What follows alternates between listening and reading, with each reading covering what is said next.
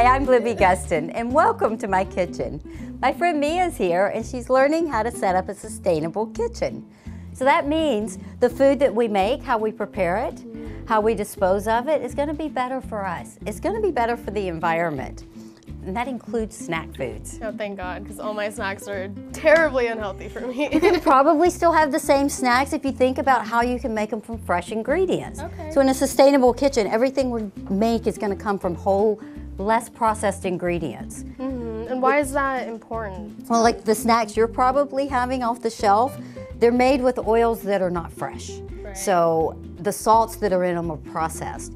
So not only does that mean you're not going to get nutrients from it, it also could inhibit you from absorbing the things you might be eating with it that have nutrients.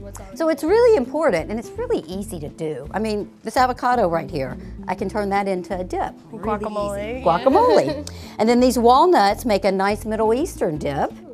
And then look, most people have an onion in their house. Right. An onion is really easy to turn into a fresh Onion dip. dip. Exactly. So let's get started and make a few dips, and let's start with the walnuts.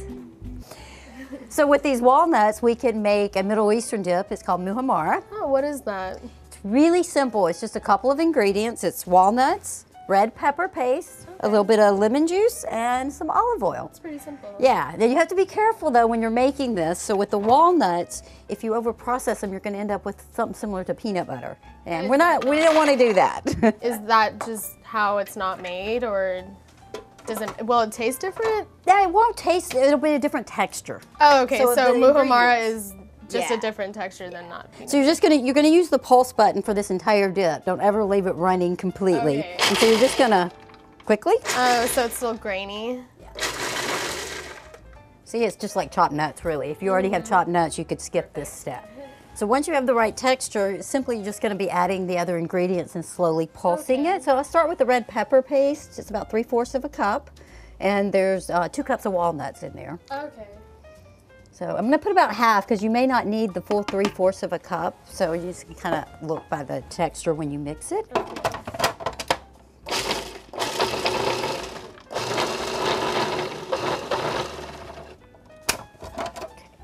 So I don't see enough red to my walnut, so I'm gonna put Okay, I was gonna ask, how do you know? So I'm looking for a more red texture, kind of an even distribution of the paste and the walnuts. So do you want all the walnuts to be covered? Is that what you're trying to do? Exactly. And you don't see whole pieces of walnuts. In fact, you wouldn't know walnuts are in the dish if you weren't watching me make it. And I'll put a little bit of the lemon juice, and it's 2 tablespoons of lemon juice. And I'm gonna go ahead and add, it's 2 to 3 tablespoons of olive oil. So I have 3 in here. I'm not gonna add it all. Okay. You know, some nuts, you get a little more oil out of them. It varies, so it's always good to slowly add that. And the great thing with walnuts, I don't know if you know this, but they're really high in your omega-3s. Okay, yeah, I was gonna ask because I know like almonds are like kind of fatty. So I've been told, so I was gonna ask about walnuts. Yeah, all nuts have fat, but the thing is, it's not all fats are equal. It's a really good fat. It's a good fat. It's fats that we need, so it's very good for us. Okay, so this is almost ready. I just need one more pulse. 1 or 2 pulses because I want a little more blended. Perfect. So now are you ready to make the onion dip? Yes. See what we can do with a fresh onion. So when I'm making fresh onion dip, I'm gonna actually grate the onion because it allows you to get all the juices in there, and that's where you're gonna get the flavor in the dip as opposed to using a package. And I usually like to go for the smaller side of the grater just so it does it pretty fine. And it's pretty easy. You're just gonna, I usually do about half an onion, a medium-sized onion. And you just grate it. And once that's grated, I'm gonna add it to, and I just went ahead and grated some ahead so you didn't have to wait while I was doing it. You're gonna add it to a cultured cream as opposed to a sour cream. Okay, what's the difference? That's a great question because a cultured cream is gonna have, just like yogurt, it's gonna have a lot of probiotics in it. So it's gonna have a lot of the good bacteria that we need, and so that's gonna make it healthier. So I use a cultured cream, but I start by creaming my cream cheese. So that means I need to make it really soft before I start incorporating my other ingredients in. You could do it with a hand whip, but I'm not that strong or have that much endurance, so I'm gonna go for the electric mixer. So So now that that's nice and creamy, I'm gonna slowly start incorporating the cultured cream in so that it's smooth. And can you substitute that with regular yogurt, or? You can, or you can do sour cream and yogurt, just sour cream, but I use the cultured cream because it's a richer flavor. Okay. If you want something lighter, you could definitely do the yogurt. Yogurt has a little bit of a sourness to it, so it's gonna, you can end up with a different flavor, but it's still very good.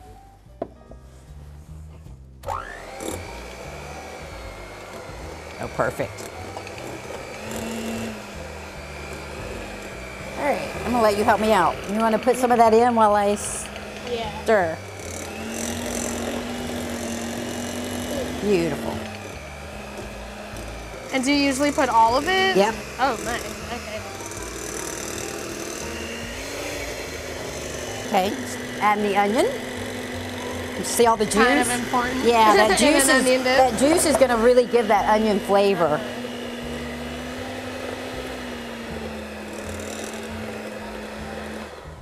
And what's, turn it what is down. And that? this is a little bit of dehydrated garlic. Okay. Because in the packaged soup mix, you're gonna have a little bit of that flavor. And can you just mince garlic? You can. I'm using a dehydrated garlic because of the flavor. It kind of mimics more of that flavor that you get from the pack. Yes. Yeah. And then this is the Bragg's amino acid. So. Which is like and that's soy 2 sauce. tablespoons. It's similar to soy sauce, yeah, but it's not quite as strong in flavor, so I wouldn't substitute soy. And we have onion dip. Oh. So we have one more dip we can make that's really easy, and that's with avocados. Guacamole. Guacamole. When you're making guacamole, you want to make sure your avocado's ripe, and you can tell if you press it and it just slightly gives, then you know that it's ready. Okay. Okay. And then also, the most nutrients from the avocado are on the side by the skin. So you want to be careful when you cut it open and use it that you're getting the part that has the most nutrients. So I usually just cut it in half. This is a paring knife. And what's the deal with avocados? Because I hear not to have it too much because it's like fatty. Yeah, avocados are one of those, again, the fats, it's really good fat for you. It has more potassium than a banana. Okay. And what most people look, that seed fell right out. And it actually increases your metabolism. Oh, so it's better. So it can help you lose weight. weight. So you see this part right here where it's dark green? Oh, the darker. That's where you get most of your phytonutrients, which are like your antioxidants, the things that, you know, we need more of in our diet. So I'm going to actually use a spoon so that I can go in there and make sure I leave none of that behind. So I'm just going to scoop the meat out. Okay. And see how So it's all right that here? So I'm green, going to scrape that's what all you that want. green. I'm not going to leave any of that behind because that's the part that gives us the most nutrients. It's nutritious all the way through, but that's where you get the most nutrients. And usually, I try not to make more guacamole than I'm going to eat because it just doesn't really ever hold up very well. It turns brown. It gets all black. Yeah, and all those tricks, none of them I've found ever really work. Yeah, I heard so many, like put lemon juice in there, Lemon, keep the pit in onion, it. I've heard so much. Honey's the one that works the best, but I usually then it don't want that gets sweet. sweet. Yes, exactly. So usually for what we're gonna do, I'm gonna do 2 avocados because that's about the right number. And you wanna smash it up, so if you wanna go ahead and start smashing it up, that's a potato smasher. I know You can use anything. Same. I've used pastry cutters, but I think the potato smasher to me does the best job. It gives me the best fun, too. texture. And it is fun, exactly. I put jalapenos to give it a little kick, and I usually mince them up really nicely. And I don't add any of the ingredients until we're finished smashing everything, so it mixes to just really smooth texture. And I'll just pour these in, and you can stir them up right there with that spoon. So that's lime, and some minced onions, and I add cilantro. I put a little bit of cumin because it gives it just that slightly little smoky flavor. Not to taste the cumin, but to give it yeah. And then just a little bit of salt and pepper. Now we have all these dips. We need something to eat with them. I think we should make some chips. Let's make some chips. So when I'm making chips, I want to think about ingredients that are going to be healthier for us. So I like to make my own, so the oils are fresh. And I use a Himalayan salt or a sea salt instead of a table salt, which usually has some process, more flavor and better for us. It has a lot of minerals in it, actually.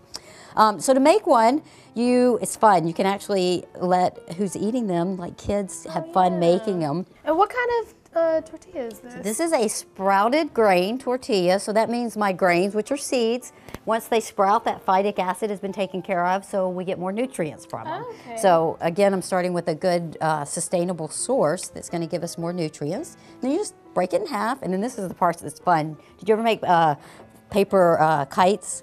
I did. So you just I don't remember how follow to the use line, follow the circle, and just folding them like a little triangle here. Oh, that's so cute. And then you just break them up, and then you have your chips. Oh, that's so cute. And then once you've gotten your chips done, you are going to bake it in the oven at about 275, a little low, so that it kind of dries them out a little bit.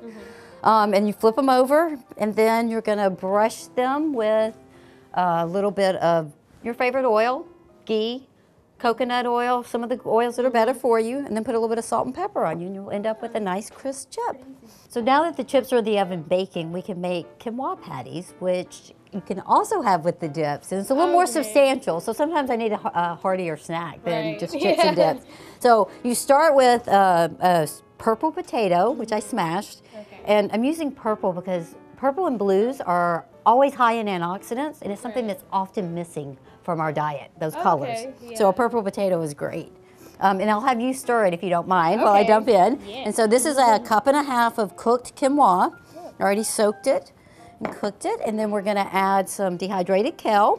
You can add anything in here. The ingredients that I'm mixing with the potatoes and the quinoa can be to your own palate. I'm adding a little bit of green onion. Adding a little bit of avocado oil with garlic, so it's an avocado garlic oil. It's a very interesting color palette. And some roasted sunflowers. And then the final ingredient that's going to make it all stick together is a whole egg that we whisked. Okay.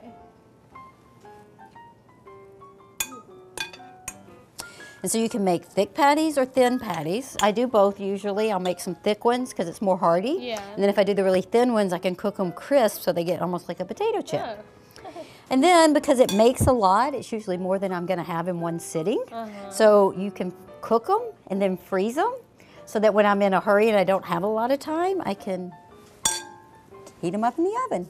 But isn't the whole point of being sustainable, like having the freshest ingredients? So why would you? Absolutely, it is. But at least I know I made this all from fresh ingredients, no preservatives. Because sometimes my life, for me to be sustainable, meaning sustaining my lifestyle, I'm in a hurry. Right. And I don't have time, but I need a good snack. So as long as I made it and it's in the freezer, it's going to be better than something from a shelf. Right. And then I'm just going to bake those in the oven, 275. For about 20 minutes, flip them over, another 20 minutes, and they're done. So look at all the variations we got with just a couple of dips, and look at the colors. I know. So you know you have a lot of nutrients because of all the various colors we have. And so this is the muhammara, and so if you serve them in the little tortilla bowls, you have your own individual dip. That's so cute. And then muhammara to me is really good with cabbage. For some reason, the combination of those work really well. And is that just steamed? That's just steamed, and then you can just roll it up and eat it, and you've got a great snack. And the little chips we have, or celery is also a great alternative to chips. You can just put the dip right in there. You have your own individual snack. And then the quinoa patties. So you can see they're different. This one's thinner, so I did some thick, so it's crispier. So it makes a really nice dip. So I recommend thinking about your current snacks and how can you make those with fresh ingredients. How do you make it better? Yeah, and then when we snack, it's good for us. Yeah.